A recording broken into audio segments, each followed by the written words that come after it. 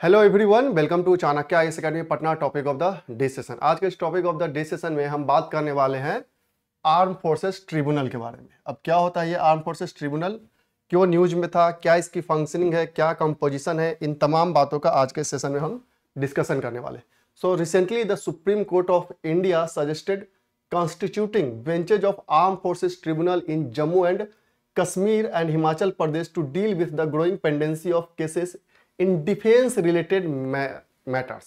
कि जो डिफेंस के सेक्टर्स है उसमें लगातार जो केसेस की पेंडेंसी है बढ़ते जा रही है, specially in the two states Jammu Kashmir and the Himachal Pradesh. And that's why supreme court ने रिकमेंड किया है कि स्पेशल ट्रिब्यूनल, आर्म ट्रिब्यूनल बैठाया जाए जो इन केसेस से डील कर सके।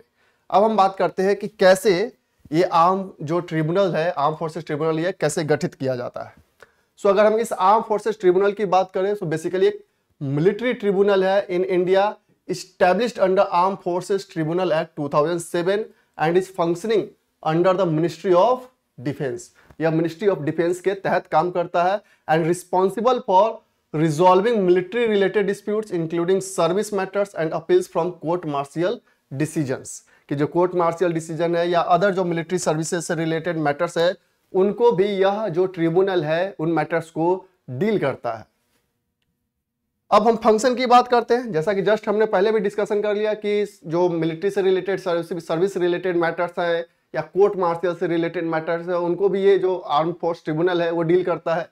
सो टू प्रोवाइड फॉर एडजुडिकेशन और trial of disputes and complaint with respect to the commission, appointment, enrollment and condition of service in respect of person and subject to the Army Act 1950, Navy Act 1957 and the Air Force Act 1950 to provide for appeals arising out of orders, findings or sentences of court martial held under the said act for the matter connected therewith or incidental thereto। तो basically अगर हम कहें तो इनका जो establishment इसीलिए point of view से किया जाता है कि ऑन टाइम एजुकेशन किया जा सके, उनको सॉल्व किया जा सके। तो जो भी आर्मी एक्ट 1950 या नेवी एक्ट 1957 या एयर फोर्स एक्ट 1950 की हम बात करते हैं उससे रिलेटेड जो भी चीजें मैटर्स होती है वो इस कोर्ट के द्वारा डील किया जाता है।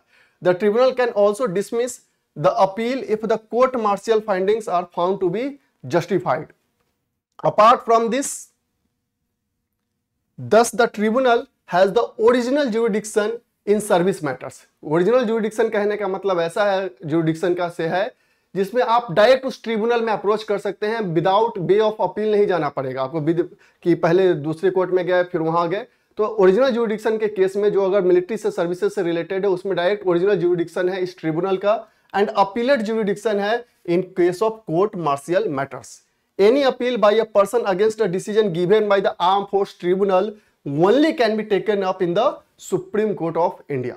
अगर हम benches की बात करें तो beside the principal bench in New Delhi, AFT has regional benches in Chandigarh, Lucknow, Kolkata, Guwahati, Chennai, Kochi, Mumbai, Jabalpur, Srinagar and Jaipur.